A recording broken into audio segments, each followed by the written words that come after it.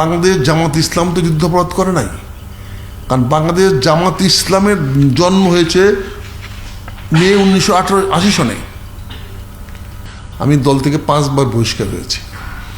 আমি বিএনপিকে বিভিন্ন টার্নিং পয়েন্টে যখনই বিভিন্ন ক্রাইসিস বাংলাদেশের সামনে আসছে, তখন আমি বিভিন্নভাবে বিএনপিকে একটা আমার মতো করে একটা সমস্যার সমাধান দেওয়ার চেষ্টা করেছি।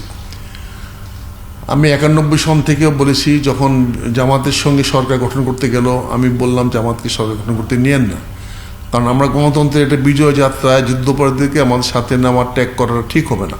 কিন্তু সেখানে দেখা গেল যে আমাকে ভুল বোঝাবুঝি হলো। তারপর তত্ত্বাবধায়ক সরকারের বিলটা যখন আসলো, তখন আমি বললাম যে আপনি এটা মেনে নেন, যখন সকল রাজনৈতিক দলগুলো আপনার বিরুদ্ধে অবস্থান নিচ্ছে আপনি মেনে নেন, তখনও নিলেন না, দেখার উল্টা আমি বহিষ্কার হলাম। এইভাবে আমার কিন্তু একটা কন্টিনিউয়াস পলিটিক্যাল ক্যারিয়ার নাই। আমার এই বহিষ্কৃত হই, আবার বেরিয়ে যাই, বহিষ্কৃত হই, তারপর সংসদীয় রাজনীতিতে ধ্বংস করে দেওয়া হলো। আমরা লাগাতার প্রায় 200 দিন আমরা বয়কট করলাম। সেখানে আমি বললাম যে না, এটা সংসদীয় রাজনীতি হতে পারে না। আমি একা গেলাম, আমাকে আওয়ামী লীগের ট্যাগ লাগাই দিয়ে আমাকে করা হলো, ফলে আমার আসন শূন্য হয়ে গেল। আমি মেনে নিলাম সেটা। আজকে বাংলাদেশের এই ক্রান্তিকালে এসে আজকে যেখানে আমাদের ঐক্যের দরকার, আপনারা দেখেন সবাই আজকে ঐক্যের প্রয়োজন। আপনি ফেসিবাদ বলেন বা যাই কিছু বলেন, ফেসিবাদদের বিরুদ্ধে রুখতে হলে, তাদেরকে আবার ফেরত আসতে না দিতে হলে ফেসিবাদ বিরোধী শক্তি ঐক্যের প্রয়োজন। কিন্তু সেই ঐক্যের জায়গায় আপনি এসে হঠাৎ করে কি বলছেন? আপনি এতদিন পরে এসে একটা সিরিজ একটা মিটিং করতেছেন, সেই মিটিং প্রথম শুরু করলেন যে জামাত ইসলাম লক্ষ লক্ষ মা বোনকে ইজ্জত নষ্ট করেছে, লক্ষ লক্ষ মানুষকে মেরেছে। এটা তো কোনো স্ট্যাটিস্টিক্যাল ট্রুথ না, এটা তো একটা রিটোরিক। আমরা ভাষায় বলেছি, ওই পুঁথির মতো, মরিল হাজারে হাজারে, গনিয়া দেখলো 120। তো এখন এটা তো হলো ওই অবস্থা, লাখে লাখে মারা গেছে। কিন্তু লাখে লাখে মারা গেছে কারা মেরেছে? নিশ্চয়ই কোনো রাজনৈতিক দল মারে নাই। আমরা তো যুদ্ধটা অন্তকলহ ছিল না, এটা তো সিভিল ওয়ার ছিল না। আমরা পাকিস্তানের বিরুদ্ধে যুদ্ধ করেছি, আমাদেরকে হত্যা করেছে পাকিস্তানিরা, বাংলাদেশের মা বোনদের ইজ্জত লুট করেছে পাকিস্তানিরা। বাংলাদেশের কোনো রাজনৈতিক দল তো করে নাই। কিন্তু আজকে আপনি এই ন্যারেটিভ দিয়ে কাকে সন্তুষ্ট করার চেষ্টা করছেন? কাকে বলতেছেন? যেখানে ভারত নিজেরা বিজয় দিবস উদযাপন করতেছে, সেখানে আপনি হঠাৎ করে আইসা জামাতের উপরে এভাবে আক্রমণ করলেন, যে জামাতের সঙ্গে আপনি গত 15 বছর ধরে আমাদের কথা বলতে দিলেন না। আপনি জামাতকে নিয়ে আন্দোলন করলেন, মিছিল করলেন, মিটিং করলেন, সব কিছু করলেন, সরকার করলেন, রাষ্ট্রের ক্ষমতা ভোগ করলেন, সব কিছু করলেন জামাতকে নিয়ে। আজকে হঠাৎ করে এসে আপনি এগুলো কেন বলছেন? এবং আমরা ইতিহাসের বাঁকে এসে মানুষ তো বিভ্রান্ত হয়ে যায়। ফলে আমি গত কয়েকদিন ধরে, আপনারা আমাদের ইউটিউব ফলো করেন না আপনারা মেন লাইনে, তা আমরা সেখানে কথা বলছি, আমরা বলেছি এটা ঠিক হয় নাই। তা আমার এই বিষয়টা জামাতের নজরে আসছে, তারা আমার সঙ্গে কথা বলার চেষ্টা করেছে, এবং কথা বলে আমরা দেখলাম যে জামাত তো যুদ্ধাপরাধী দল নয়।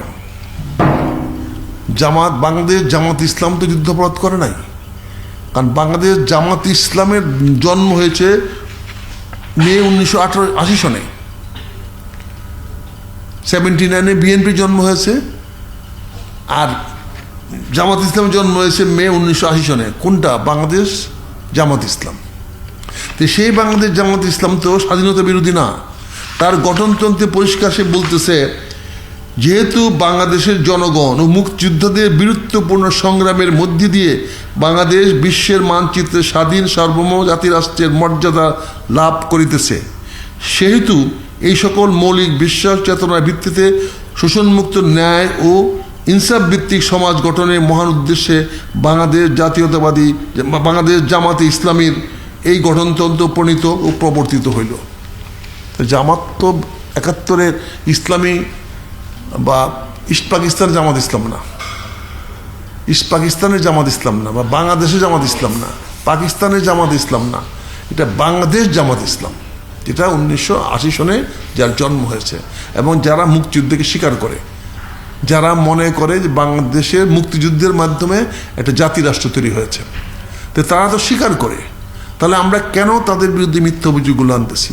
আজকে যারা জামাত করে তারা তো এই প্রজন্মের মানুষ, যারা জন্মগ্রহণ করেছে বাংলাদেশে। আপনি তো মুক্তিযুদ্ধ দেখেন নাই, তা আপনি গল্প বলে মুক্তিযুদ্ধ বললে তো হবে না। আমরা গল্প কে কতটা সত্য গল্প বলেছি, লক্ষ লক্ষ মানুষ কোথায় আমরা খুঁজে পাচ্ছি না। আজকে এই যে আওয়ামী লীগ 47,000 লোককে যে ভাতা দিয়ে গেল, এই লোকগুলা কোথায়? এই সার্টিফিকেট দিল, সার্টিফিকেট লোকগুলা কোথায়? এতগুলো লোক কোথায় আমরা পাচ্ছি? তো এই কথাগুলো আমরা এতদিন বলতে পারি নাই, কারণ আমার বিএনপিতে আলিমের মতো লোক এসে বিএনপিতে অংশগ্রহণ করছে, যে আলিমকে বলা হয়েছে জয়পুরহাটের কসাই আলিম, যে মানুষকে হত্যা করত, সে আলিমকে আমরা বিএনপিতে নিয়ে আসছি। আজকে আমি বলতেছি যে জামাত ইসলাম লক্ষ লক্ষ লোক মেরেছে। আমরা কি এই স্বাধীনতার বিরুদ্ধে নিয়ে রাজনীতি দল করি নাই? তাহলে আজকে আপনি এগুলো কেন বলছেন? এরপরে আমি 2.5 বছর ধরে আজকে দল থেকে আমি কি বলে বহিষ্কার করে রেখেছেন। আমাদেরকে পুনর্বাসন হওয়ার সুযোগ আমরা দিচ্ছেন না। নির্বাচন হচ্ছে, আমাদেরকে ভোট নাই, আমি ভোটটা কাকে দিব? আমি তো আমার ভোটটা তো বিএনপি দিতে হবে, আমার পরিবার ভোটটা কাকে দিবে? বিএনপি দিতে হবে। আমার সমাজ কাকে ভোট দেবে? আমার যে পারিপার্শ্বিক লোকগুলো আছে, আমাদের যে হাজার হাজার ফলোয়ার আছে, আমার অনুসারী আছে, যারা আমাদের সঙ্গে উঠে বসে চলাফেরা করে, তাকে কাকে ভোট দেবে? তারা তো আমাদের ভোটই চাচ্ছে না। তাহলে আমরা একটা আত্মপরিচয়হীন হয়ে যাচ্ছি, আমাদের কোনো খবর নাই, আমাদের কোনো পরিচয় নাই। ফলে আমরা বিষয়টাকে সিরিয়াসলি চিন্তা করেছি, করে আমরা আজকে, যেহেতু আমি সকাল 9টার সময় জামাতের আমির ডক্টর শফিকুর রহমান সাহেবের এখানে, রহমান সাহেবের কাছে এখানে আমার 4 দাওয়াত ছিল। As a matter of fact গতকালকে ছিল, আমরা সে গতকালকে করতে পারি নাই হাদির এই ঘটনার কারণে। আজকে গেলাম, কথা বললাম, কথা বলে পরে আমরা সিদ্ধান্ত নিলাম যে আমি এই দলে অংশগ্রহণ করব। আর যেহেতু দলটি স্বাধীনতা বিরোধী না, যেহেতু দলটি স্বাধীনতা মুক্তিযুদ্ধকে স্বীকার করে, এবং এই দলটি কোনো অবস্থাতেই 71 মুক্তিযুদ্ধের সময় বাংলাদেশে কোনো মানুষকে হত্যা করে নাই। বাংলাদেশে হত্যা করেছে যারা, তারা অন্য দল, তারা ফাঁসি হয়েছে, তারা দল থেকে নাই। কাজে এই পরিস্থিতিতে নতুন পরিবেশে আমি মনে করি আমাদের ইতিহাসটা ভালো করে লেখা উচিত, সত্যকে আনা উচিত। এবং আমি মনে করি জামাত ইসলামের অপবাদটা জামাত নিজের থেকে তো বলার চেষ্টা করবে আমরা ভালো, কিন্তু আমরা তৃতীয় পক্ষ থেকে বলার চেষ্টা করবো যে না, জামাতের উপর তোমরা যে অপবাদটা আনছো এটা সঠিক না। আমি মনে করি এই সত্য প্রকাশ করার এই তীব্র বাসনা থেকে, সত্য প্রকাশ করাটা হলো আল্লাহর, আমার কাছে আল্লাহর কি বলে এটাকে বলা হয় যে এটা আমার দায়িত্ব, এটাকে আমাকে পালন করতে হবে। আল্লাহ আমার কাছে এটাকে গচ্ছিত রেখেছেন, এটা আমাকে আমানত হিসেবে রেখেছেন, এটা আমাকে স্বীকার করতে হবে। সূরা আল কাফিরুনে যেটা পরিষ্কার লেখা আছে যে তোমার কাছে এটা আমি রেখেছি, তোমাকে সেটা প্রকাশ করতে হবে।